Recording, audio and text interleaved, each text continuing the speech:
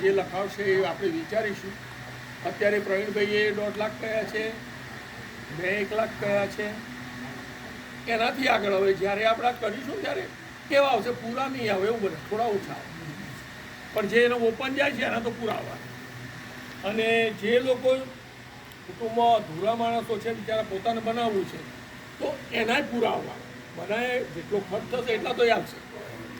એથી ઉપર બહારથી આવશે તો એનું જે ટિફિનનો રેટ નક્કી કરીશું એમાં આપણને પૈસા ડૂબવા આપણા ઉમેરવાના નથી. તો આપણે કે પૈસા શું કરવા જોઈએ, જો ટિફિનના જ પૈસા આવવાના. આપણે નાણાકીય જરૂરિયાત 2.5 લાખ કે બીજા જે ભેગા કરીએ એને કેમ ઊભા કરવા પડશે? એક, એના વાસણો લાવવા પડશે, એનું ટિફિન લાવવું પડશે. આપણે એવું અપેક્ષા કરીએ કે આપણે રોટી બનાવવાનું મશીન પણ લાવી દઈશું. આપણે કુકિંગનું કે બોઇલિંગનું એક બીજું યુનિટ આવે છે રસોડામાં, એ જઈને જોઈ આવીશું ને એ લાવી દઈશું. આના માટે પૈસા જોઈશે. અને ભાડું એટલે આ બધા માટે ભંડોળ જોઈશે. સ્વેચ્છાએ જેની ઈચ્છા હોય જે હોય એ લખાવશે. અને જે શ્રમદાન આપશે ને, ખાસ તો શ્રમદાન એટલે સેવાભાવીઓ પણ જોઈશે. તો ભાઈ ચલો હું સ્ટોર સંભાળીશ વ્યાજની રીતે, પદ્ધતિસર, જવાબદારીથી. ચલો હું ટિફિન પહોંચાડવાની વ્યવસ્થાનું આયોજન કરી આલું. અને આપણે 4 જ્ઞાતિમાંથી 4 માણસો સ્વયંસેવકો તૈયાર થાય કે ટિફિન આવ્યું હોય તો પેલા જરૂરતવાળા તો પહોંચી જાય.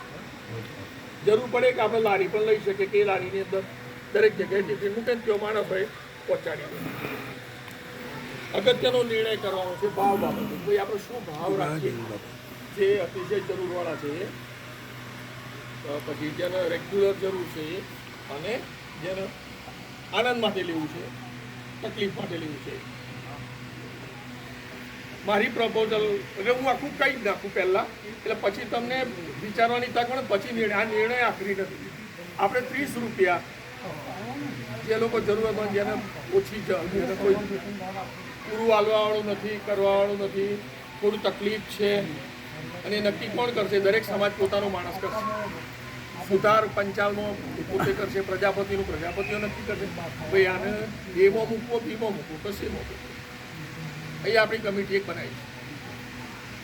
એટલે એક કેટેગરી 30+20, સવારનું ટિફિન 30 રૂપિયા, સાંજના 20 રૂપિયા. બીજી કેટેગરી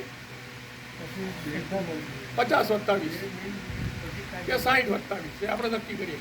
એટલે એવો માણસ છે કે જેને પેન્શન આવે છે, પગાર છે, તકલીફ નથી, પણ મળી જાય તો આનંદ છે. તો એ 50+20 રૂપિયા.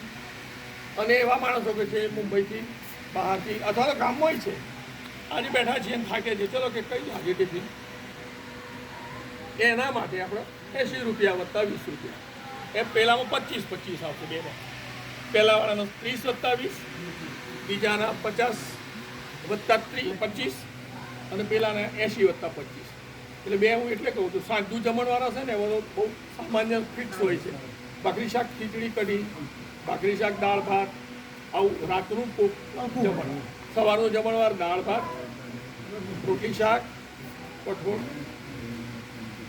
અને ડિપેન્ડ. પછી કોઈ સારો ઉત્સવ હોય, આ હોય તો ઉત્સવને લાયક મીઠાઈ પણ બનાવીશું. દિવાળીના દાણાનું ટિફિન હોય તો અમે મીઠાઈને ફરસાણ બે બનાવીશું. અઠવાડિયામાં એક મીઠાઈ રાખવાની કે મહિનામાં એક મીઠાઈ રાખવાની? મહિનામાં એક મીઠાઈ રાખવાની કે અઠવાડિયામાં એક મીઠાઈ? કરાય ને, એ પણ કરી એ થાય 15 દિવસે મીઠાઈ હોય ને. કરી શકીએ. એટલે આવી પ્રપોઝલ જગ્યા જોવાની થાય તો જગ્યા અત્યારે એમ માનીએ કે આપણે એક જગ્યાએ એવી શોધી કાઢીએ, એ આપણે જોવાનું છે, વિચારવાનું છે. મુદ્દા નંબર 2 ટીમ શોધવાની છે કે ભાઈ એ ટીમ આપણે એને કેટલા રૂપિયા છે, જેમાં બધું આવી ગયું. રસોઈઓ, મદદ, વાળી ભાઈ વાસણનો